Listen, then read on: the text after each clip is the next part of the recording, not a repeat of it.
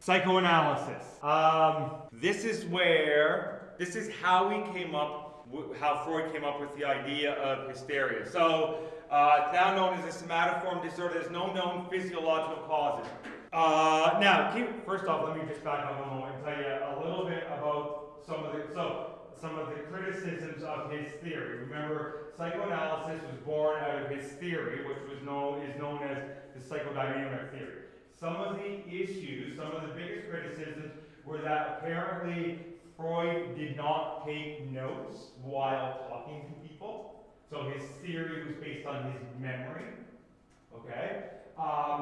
His theory, his psychodynamic theory, which psychoanalysis is born out of, was based primarily on conversations, therapeutic sessions with middle to upper class European Caucasian women.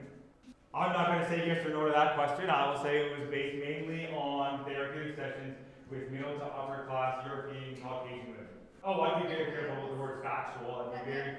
If you think back, those of you that have taken Psych 100, if you think back to the scientific method, again, think there's those 6 steps to the scientific method, and you ask yourself what of Freud's methods would have followed, or how much of his methods would have followed the scientific method, and you would probably say, and keep in mind that since Freud was alive, this is quite controversial. Okay? Whether or not people will buy into Freud, whether they believe what he had to say, was he smoking a little too much of the good stuff? Oh, maybe. But some people buy into repression. Some people buy into the unconscious. He was, and so there are some reasons. So he was the one who focused on the unconscious, whether you believe it or not. He was the one who believed a lot of what happened to you as a young child would later go on to impact who you are as an adult. Whether it's science or not, though, is a completely different argument for right now. Well, again, he's one of the first people, right? So when you think about the history of this kind of stuff, and you usually start with one of the people who started a lot of this kind of stuff. It's what's still being used. So when we talk about the 4 ways that he would treat people, some of those are still being used, yes.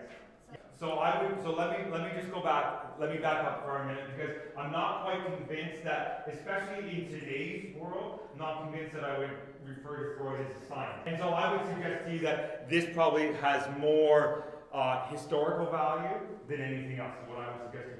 I'm also going to tell you that there are essentially 2 different types of clinical psychologists, because it's a clinical psychologist who's most interested in this kind of stuff. There are the clinical psychologists who do therapy based mostly on their gut. So in other words, I've got a PhD in clinical psychology, I've done this for a number of years, and this just does not feel right to me. There are other clinical psychologists who do the therapy, and they are very much based on what the research shows. What does the scientific data support? Forget what my gut. And then actually there's I guess you would say a third brand of clinical psychologists, and those are the people who are doing the research in a university to give these people the data with which to use.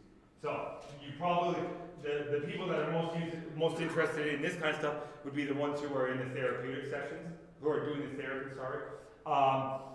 and psychology, because you made a good point, Kristen, psychology as a whole, that's one of the biggest criticisms, is that most of the stuff that you read in that textbook where it says the average number of people who did this, that, and the other thing, middle to upper class, white males, the vast majority of them.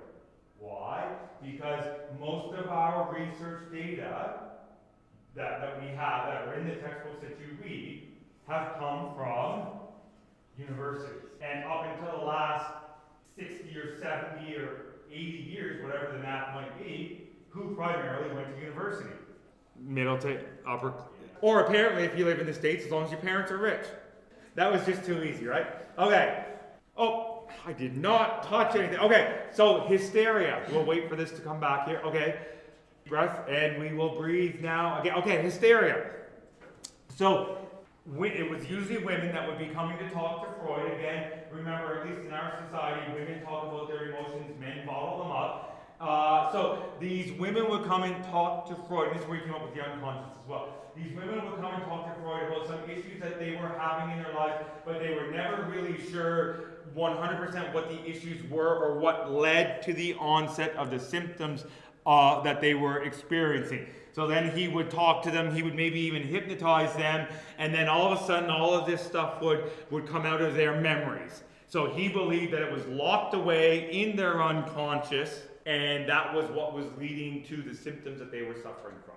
And you know what? If you talk to a Freudian psychoanalyst today, he or she would probably be just gobbling a lot of this stuff up. Okay? They would be like, yes, yes, yes, yes, yes.